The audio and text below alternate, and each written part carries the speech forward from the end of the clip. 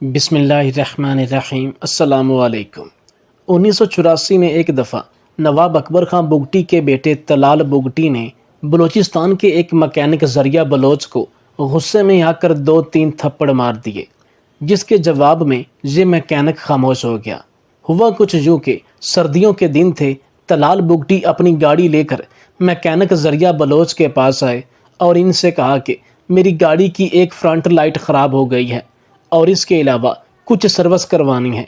Mechanic نے کہا کہ طلال بھائی، اس وقت میرے پاس ٹائم نہیں ہے، آپ ایسا کریں کہ اس گاڑی کو کل لے کر آئیں، میں اس گاڑی کو تسلی سے چیک کروں گا اور اس میں موجود کسی بھی قسم کا فالٹ ہوگا اس کو دور کر دوں گا۔ آج میں آپ کے سامنے کھڑی اس گاڑی کی سروس کر رہا ہوں۔ مکینک کی یہ بات سن کر طلال بگٹی نے اسے کہا کہ تم ایسا کرو کہ صرف گاڑی کی فرنٹ لائٹ ٹھیک کر دو، باقی میں 1-2 دنوں بعد آ کر کام کروا لوں گا۔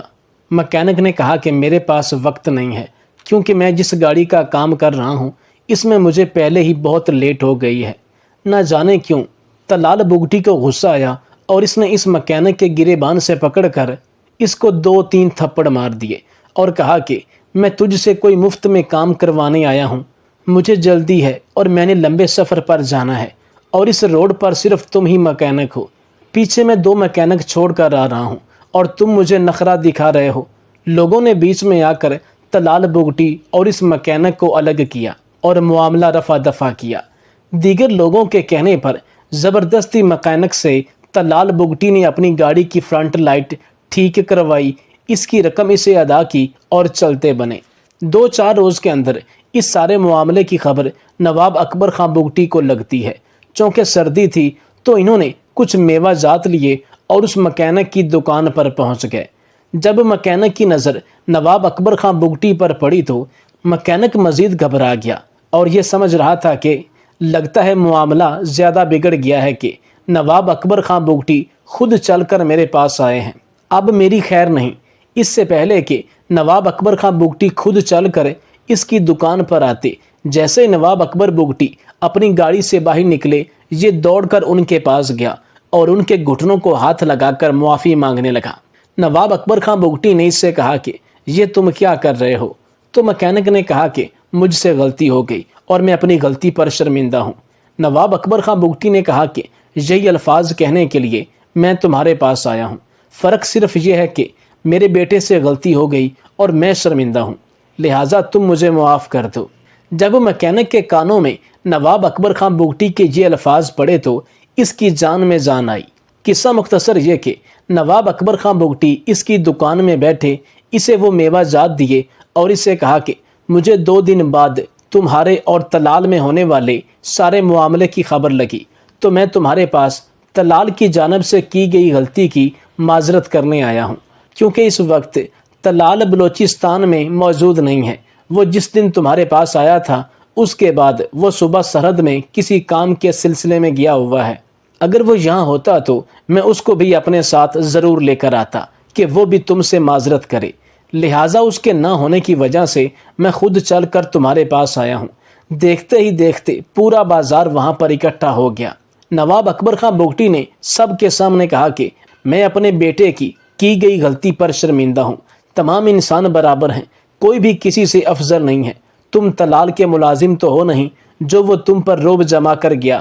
مکینک نے کہا کہ غلطی میری بھی ہے، کیونکہ جیسا آپ کہہ رہے ہیں کہ وہ اس دن سے گئے ہوئے ہیں اور واپس نہیں لوٹے، تو ان کی مجبوری تھی، جو وہ مجھے کہہ رہے تھے کہ میں پیچھے 2-3 مکینک چھوڑ کر آیا ہوں کہ چلو تم سے کام کروا لوں گا۔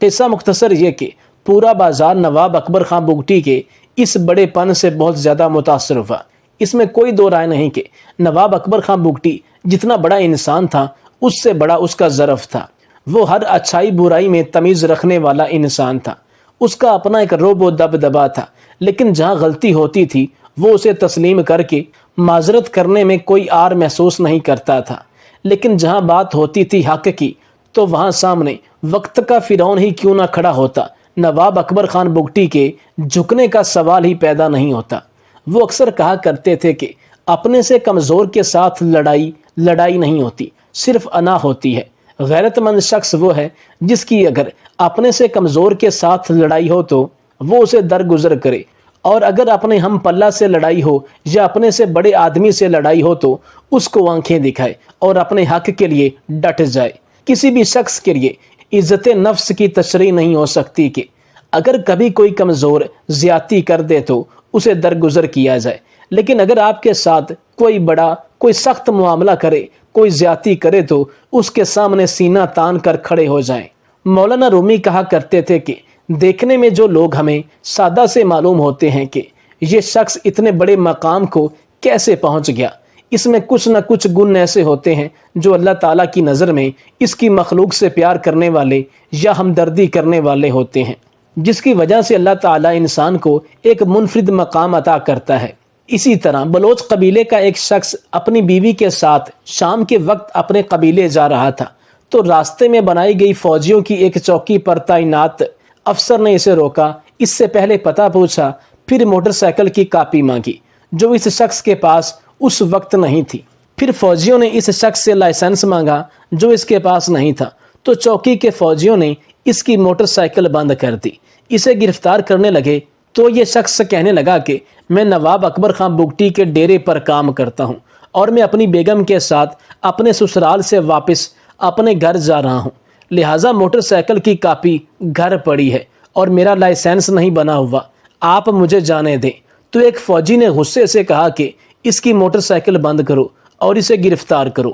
قصہ مختصر یہ کہ فوجیوں نے اس شخص کو گرفتار کر لیا اور اس کی بیوی کو وہاں سے گھر بھیج دیا۔ جب یہ عورت اپنے گھر پہنچی اور آ کر اپنے سسرال والوں کو سارے واقعہ سے آگاہ کیا تو وہ سارے مل کر نواب اکبر خان بگٹی کے ڈیرے پر پہنچے، کیونکہ یہ چوکی ان کے ڈیرے سے نزدیک پڑتی تھی اور چوکی والے فوجیوں سے بات کرنا ہر کسی کے بس کی بات نہیں تھی، کیونکہ معاملہ کسی بھی وقت بڑھ سکتا تھا۔ ایک آدمی کی جذباتی گفتگو یا غلطی سے بہت ساروں کا نقصان ہو جاتا۔ جب یہ لوگ نواب اکبر خان بگٹی کے پاس پہنچے تو معلوم ہوا کہ نواب اکبر بگٹی اس وقت ڈیرے پر نہیں ہے، وہ کسی ضروری کام سے خضدار گئے ہوئے تھے، لیکن واپس آ رہے ہیں، ان کو مزید 2 سے 3 گھنٹے لگ سکتے ہیں۔ خیر انہوں نے فون پر بگٹی صاحب سے رابطہ کیا اور انہیں سارے واقعہ سے آگاہ کیا۔ نواب اکبر خان بگٹی نے اپنے ڈیرے کے ایک شخص اکرام اللہ بلوچ سے کہا کہ تم چوکی پر جا کر اس شخص کی ضمانت دے کر اور کاپی دے کر موٹر سائیکل لے آؤ اور اسے رہا کرواؤ۔ جب اکرام اللہ بلوچ چوکی پر پہنچا تو جس افسر کے حکم پر اس بلوچ کو گرفتار کیا گیا تھا وہ چوکی پر اس وقت نہ تھا اور دوسرے فوجیوں نے اس بلوچ کو رہا کرنے اور موٹر سائیکل کو چھوڑنے سے معذرت کر لی۔ جب اکرام اللہ بلوچ نے سارے واقعات سے نواب اکبر خان بگٹی کو آگاہ کیا کہ اس طرح بڑا فوجی افسر اس وقت چوکی پر موجود نہیں ہے اور باقی فوجی نہ اس کو چھوڑنے پر رضامند ہیں اور نہ موٹر سائیکل دے رہے ہیں، نواب اکبر خان بگٹی نے اسے کہا کہ تم چوکی پر رکو، میں 1 گھنٹے سے 1.5 گھنٹے تک تمہارے پاس پہنچ رہا ہوں۔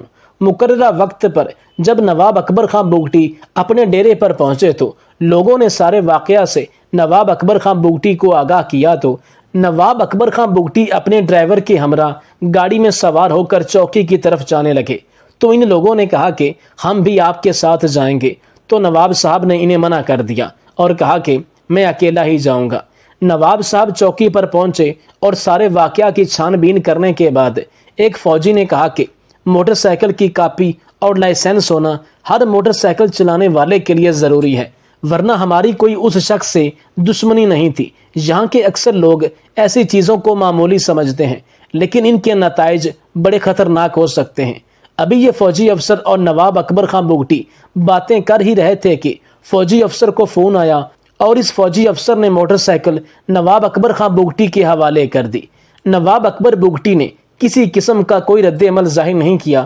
خاموشی سے اپنے ڈرائیور کو موٹر سائیکل پکڑائی اور اس بلوچ کو گاڑی میں بٹھا کر وہاں سے روانہ ہو گئے۔ خاتون صحافی نسیم زہرا لکھتی ہیں کہ اس دن چوکی پر موجود افسران اور نواب اکبر خان بگٹی کے درمیان تلخ کلامی سے بات آگے جا سکتی تھی، لیکن کسی طرح اس سارے معاملے کا علم چودھری شجاعت حسین کو ہو گیا تو انہوں نے ایک فوجی کمانڈر کو سفارش کرتے ہوئے سارے معاملے کو ٹھنڈا کیا اور اس طرح یہ موٹر سائیکل واپس کی۔ موٹر سائیکل کی اتنی ویلیو نہیں تھی، لیکن نواب اکبر خان بگٹی صرف یہ دیکھنا اور دکھانا چاہتے تھے کہ میرے الفاظ کی کتنی ویلیو ہے، اور جو انہوں نے اور ان کے دیگر بلوچ بھائیوں نے دیکھ لی تھی۔ مولانا طارق جمیل صاحب فرماتے ہیں کہ میں نے اپنی زندگی میں نواب اکبر خان بگٹی سے زیادہ کسی بھی شخص کی مردانہ وضاحت والی شخصیت نہیں دیکھی۔ میں نے پوری دنیا میں بے شمار انسانوں کو دیکھا، لاکھوں کروڑوں لوگوں سے ملا، لیکن ایسا رعب و دبدبا جو اللہ تعالیٰ نے ان کے سوا کسی کو نہیں دیا تھا۔ میں نے ان کی شخصیت کو بہت زیادہ قریب سے دیکھا۔ اس میں کوئی دو رائے نہیں کہ نواب اکبر خان بگٹی صرف ایک ہی تھا۔ جب جنرل مشرف کے دور میں ان کے ایک چہیتے صحافی نے طنزیہ لہجے میں نواب اکبر خان بگٹی سے پوچھا کہ بگٹی صاحب، آخر صوبہ بلوچستان میں ہی کیوں سارے مسائل ہیں؟ تو نواب اکبر خان بگٹی نے ایک جملے میں ساری داستان کچھ اس طرح بیان کی کہ بلوچستان میں ہی وسائل ہیں، اس لیے یہاں پر مسائل ہیں۔